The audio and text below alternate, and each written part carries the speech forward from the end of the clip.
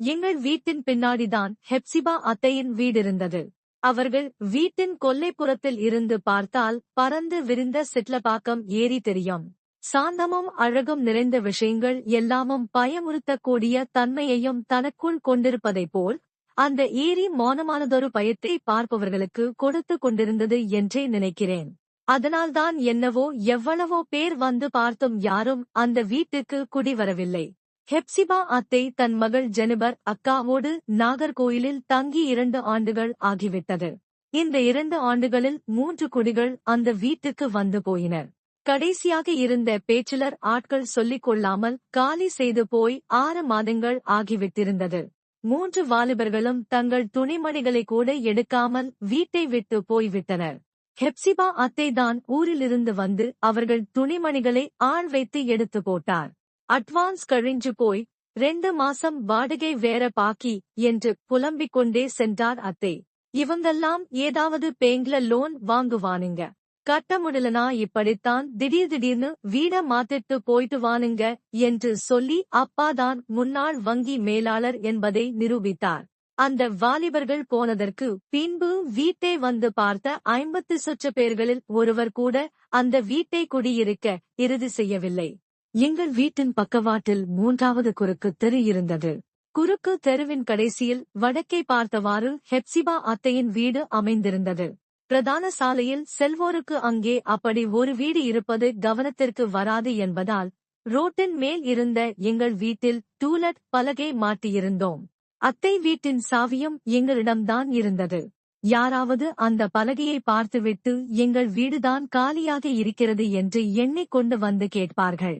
இந்த வீடில்லை, பின் வீடு என்று சொல்லி ஒவ்வொருவருக்கும் சாவி கொடுப்பதே எங்கள் வேலையாக இருந்தது. இதில் எனக்கு உடன்பாடில்லை. இதெல்லாம் தேவையில்லாத வேலை என்று நான் அலுத்துக் கொண்டாலும், ஏதோ சின்ன உதவி, என்ன குறைஞ்சிட போறோம் என்று அம்மா சொல்லுவாள்.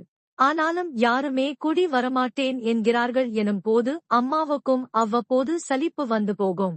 இந்த ஜெனிபர் அம்மாக்கு புரியவே மாட்டேங்குது. அட்டாச் பாத்ரூம் இல்ல, ஒன்னும் இல்ல, 7 ரூபா வாடகை சொன்னா யார் வருவா, 6000 சொல்லலாம் என்பாள். நமக்கேன் அதெல்லாம், வந்து பாக்குறவங்களுக்கு சாவி கொடுக்க போறோம், அவ்ளோதான் நம்ம வேலை என்பார் அப்பா. யார் கேட்டாலும் சாவியை கொடுத்துவிட்டு போர்ட்லயே போன் நம்பர் இருக்கு பாருங்க, வாடகை மத்த விஷயங்களாம் நீங்களே பேசிக்கோங்க என்று சொல்லிவிட்டு உள்ளே வந்துவிடுவோம். வீட்டை பார்த்துவிட்டு வருபவர்கள் சொல்லும் காரணங்கள் எங்களுக்கு மனப்பாடம் ஆகிவிட்டிருந்தது. வீடு நல்லாதான் இருக்கு, ஆனா பாத்ரூம் தான் வெளில வரணும் போல இருக்கே என்பார்கள்.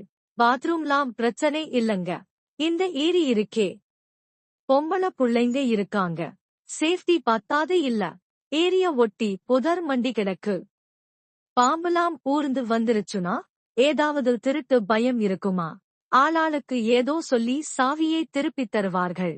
இப்படியாக சாவி கொடுத்து வாங்கும் படலம் தொடர்ந்து கொண்டே இருந்தது. 10 நாட்களுக்கு முன்பு 2 பேர் வீடு பார்க்க வந்தார்கள். சாவியை நான் தான் கொடுத்தேன். அம்மாவும் அப்பாவும் அக்காவை பார்க்க திருச்சிக்கு சென்றிருந்தார்கள். வாடகை எவ்வளோங்க என்றார் ஒருவர். அது ஒரு ஞாயிறு என்பதால் நானும் ஓய்வாக இருந்தேன். அதனாலேயே அவர்களுக்கு நிதானமாக பதில் சொன்னேன். 7500 ரூபாய் குறைச்சிக்க கூடாதா? வீட்டை பார்ப்பதற்கு முன்பே இந்த சம்பாஷணை நடந்தது. வீட முதல பாருங்க, ஓனர் நாங்க இல்ல, அவங்க நம்பர் தரோம் பேசிக்கோங்க என்றேன். சாவியை வாங்கி கொண்டு சென்றார்கள். இருவருக்குமே 40 சொச்சம் வயது இருக்கலாம். ஒருவரின் நடையில் கொஞ்சம் தள்ளாட்டம் இருந்தது. யார்கிட்ட சாவி கொடுத்தாலும் ஒரு பார்வை பார்த்துக்கோ, யார் என்னன்னு தெரியாதுல என்று அம்மா சொன்னது நினைவிற்கு வந்தது. நான் எங்கள் வீட்டின் கொல்லைப்புறத்தில் வந்து நின்றேன். எங்கள் வீட்டிற்கும் ஹெப்சிபா அத்தையின் வீட்டிற்கும் இடையே ஒரு மதில் சுவர் இருந்தது. ஆனால் அது ஒன்றும் அவ்வளவு உயரமில்லை. எங்கள் வீட்டு பக்கம் நின்று கொண்டால் அவர்கள் வீடு முழுக்க நன்றாகவே தெரியும் உயரத்தில்தான் அந்த சுவர் இருந்தது. சிறுவயதில் அங்கே சுவர் எதுவும் இல்லை. எங்கள் அக்காவிற்கு கட்டி கொடுத்த ஸ்நாக்ஸை ஜெனிபர் அக்கா பிடுங்கி தின்றுவிட்டதாக என் அக்கா வீட்டில் வந்தாழ, இதை எங்கள் அம்மா ஹெப்சிபா அத்தையிடம் கேட்க அப்படியே பேச்சு வளர்ந்து ஹெப்சிபா அத்தையின் மாமனாருக்கும் எங்கள் தாத்தாவிற்கும் சண்டையாகி போனது. விளைவு, மறுவாரமே எங்கள் தாத்தா சுவரை எழுப்பிவிட்டார். காலப்போக்கில் தாத்தாக்கள் மறைய சண்டையும் மனஸ்தாபமும் மறைந்து போய்விட்டது. திருச்சியில் இருக்கும் என் அக்காவும் நாகர்கோயிலில் இருக்கும் ஜெனிபர் அக்காவும் பேஸ்புக்கில் சகஜமாக உரையாடி கொண்டுதான் இருக்கிறார்கள். பூட்டு திறக்கப்படும் சப்தம் கேட்டது. நான் மதில் சுவரை பிடித்தவாறே அத்தை வீட்டின் கதவை பார்த்தேன். கதவின் மேல் பகுதியில் வாதை உன் கூடாரத்தை அணுகாது என்ற ஸ்டிக்கர் ஒட்டப்பட்டிருந்தது. இருவருமே உள்ளே செல்லலாமா என்று யோசிப்பது போல் வாசலில் நின்றனர். என்னடா என்றார் ஒருவர். கதவு அதுவா திறந்துக்குது தல எனறார் தள்ளாட்டம் நிறைந்தவர். நீ பூட்ட திறந்த வேகத்துல ஓபன் ஆகியிருக்கும். இல்ல தல, எனக்கு பயமாயிருக்கு. போயிட்டலாம் தல. இன்னும் வீடையே பாக்கல. அதுக்குள்ள ஏதேதோ உளறுற. கம்மியா குடிடானா கேட்குறியா?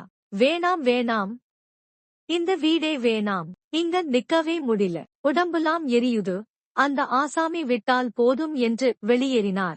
எனக்கு ஆச்சரியமாக இருந்தது. அதுவரை அப்படி யாரும் சொன்னதாக தெரியவில்லை.